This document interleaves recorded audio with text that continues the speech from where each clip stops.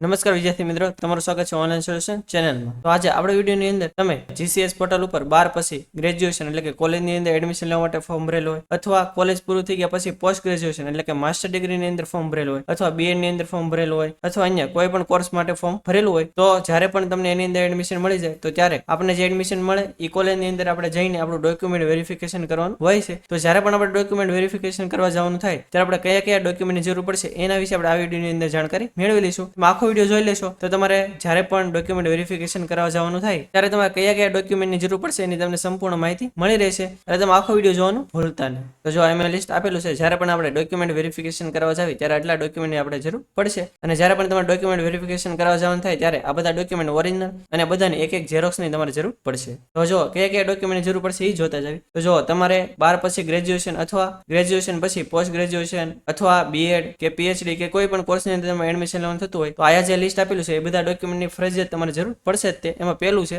કે જે કોલેજમાં એડમિશન મળ્યું હોય તેના ઓફર લેટરની પ્રિન્ટ, એટલે કે આપણે જ્યારે પણ ફોર્મ ભર્યું ત્યારે જેટલી પણ કોલેજનું સિલેક્શન કરેલું હોય અને કોલેજમાંથી આપણને જેટલી પણ કોલેજની અંદર એડમિશન મળેલું હોય, પરંતુ આપણે જે પણ કોલેજની અંદર એડમિશન લેવાનું થતું હોય એ જ કોલેજનો તમારે ઓફર લેટર તમારા લોગિનમાંથી પ્રિન્ટ કાઢી લેવાનો, અને એ ઓફર લેટરની તમારે જરૂર પડશે જ્યારે પણ તમારે ડોક્યુમેન્ટ વેરિફિકેશન કરાવવા જવાનું થાય ત્યારે એની જરૂર પડશે। પછી બીજું છે સ્કૂલ લિવિંગ સર્ટિફિકેટ એટલે કે એલસી, તો એલસી ની જરૂર પડશે। પછી ત્રીજું છે 10માની માર્કશીટ। જો કોઈ વિદ્યાર્થીને એક કરતા વધારે ટ્રાય 10 પાસ કરેલું હોય તો બધા ટ્રાયની તમારે માર્કશીટની જરૂર પડશે। પછી ચોથું છે 12માની માર્કશીટ। હવે 12મું પણ તમે જો એક કરતા વધારે ટ્રાય પાસ કરેલું હોય તો તમારે 12માની બધી માર્કશીટની જરૂર પડશે। પછી પાંચમું છે કે વિદ્યાર્થીનું આધાર કાર્ડ, તો તમારું આધાર કાર્ડની જરૂર પડશે। હવે જો 1 થી 5 ડોક્યુમેન્ટ છે એ બધા વિદ્યાર્થીઓને ફરજિયાત લાગુ પડશે તે, અને 5 ડોક્યુમેન્ટ તમારે ફરજિયાત લઈ જવાના થશે। પછી છઠ્ઠું છે જાતિનો દાખલો। હવે જો કોઈ વિદ્યાર્થી ઈડબ્લ્યુએસ, એસસીબીસી એટલે કે ઓબીસી, એસસી અને એસટી આ ચારમાંથી જો કોઈ કેટેગરીમાં આવતા હોય તો એને જાતિના દાખલાની જરૂર પડશે। પછી સાતમું છે કે જો કોઈ વિદ્યાર્થી એસસીબીસી એટલે કે ઓબીસી કેટેગરીમાં આવતા હોય તો એને એક નોન ક્યુમ્યુલેટિવ સર્ટિફિકેટની જરૂર પડશે। પછી આઠમું છે કે જો કોઈ વિદ્યાર્થી માઇનોરિટીમાં આવતા હોય તો તેને એક માઇનોરિટીનું પ્રમાણપત્રની જરૂર પડશે।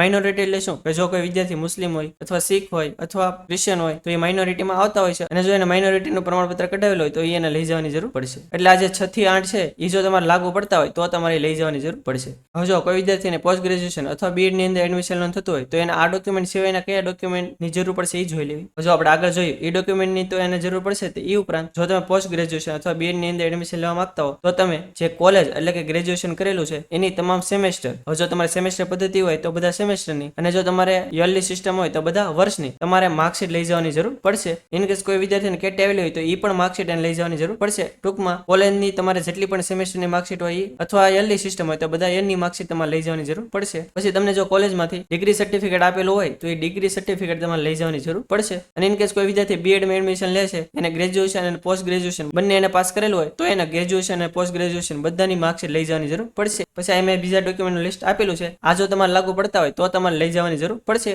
આ બધા વિદ્યાર્થીઓને કે ફરજિયાત લાગુ નહીં પડે। હવે કયા કયા ડોક્યુમેન્ટ છે એ જોઈ લેવી। તો એમાં પહેલું છે કે જો તમે આઈટીઆઈ અથવા ડિપ્લોમા કરેલું હોય અને એના બેઝ ઉપર તમે કોલેજમાં એડમિશન લ્યો છો તો તમે જ્યારે પણ ડોક્યુમેન્ટ વેરિફિકેશન કરાવવા જાઓ ત્યારે તમારે આઈટીઆઈ અથવા ડિપ્લોમાની જેટલી પણ માર્કશીટ હોય એ તમારે લઈ જવાની જરૂર પડશે। અને એની સાથે સાથે તમે જે 12 પાસનું ઇક્વિવેલન્ટ સર્ટિફિકેટ કઢાવેલું હોય એ પણ તમારે લઈ જવાની જરૂર પડશે। આ જે વિદ્યાર્થીઓએ આઈટીઆઈ અને ડિપ્લોમા ઉપર જે કોલેજમાં એડમિશન લીધું હોય એને જ તે લાગુ પડશે। પછી બીજું છે કે ગેપ એફિડેવિટ। હવે જો કોઈ વિદ્યાર્થીને સ્ટડીમાં ગેપ પડેલો હોય અને એને જ્યારે ફોર્મ ભર્યું ત્યારે એને ગેપ એફિડેવિટ અપલોડ કરેલું હોય તો એને ગેપ એફિડેવિટ સાથે ઓરિજિનલ લઈ જવાની જરૂર પડશે। પછી ત્રીજું છે પીએચ વિદ્યાર્થીને પીએચ નો દાખલો। જો કોઈ વિદ્યાર્થી પીએચ એટલે કે ફિઝિકલ હેન્ડીકેપ વિદ્યાર્થી હોય તો એને જે પીએચ નું સર્ટિફિકેટ કઢાવેલું હોય એ એને લઈ જવાની જરૂર પડશે। પછી ચોથું છે કે જો કોઈ વિદ્યાર્થી એક્સ આર્મી હોય અથવા તેના કુટુંબમાં કોઈ એક્સ આર્મી મેન હોય તો તેને એનું પ્રમાણપત્ર લઈ જવાની જરૂર પડશે। પછી જો કોઈ વિદ્યાર્થી સ્પોર્ટ કોટામાં એડમિશન લીધેલું હોય તો એને સ્પોર્ટનું જે પ્રમાણપત્ર હોય એ એને લઈ જવાની જરૂર પડશે। પછી જો કોઈ વિદ્યાર્થી એનસીસી કરેલું હોય તો એને એનસીસી નું પ્રમાણપત્ર લઈ જવાની જરૂર પડશે।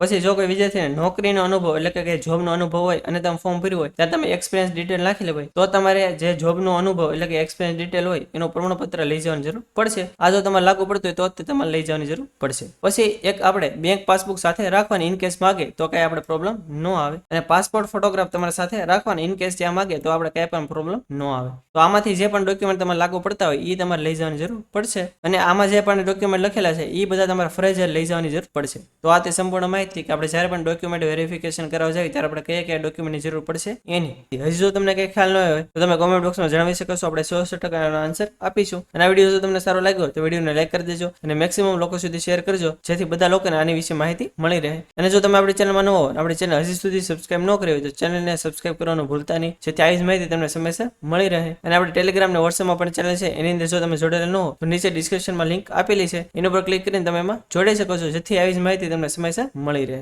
તો આજ માટે બસ એટલું જ. મળશું આપણે નેક્સ્ટ વિડીયોમાં. ત્યાં સુધી બધાને જય.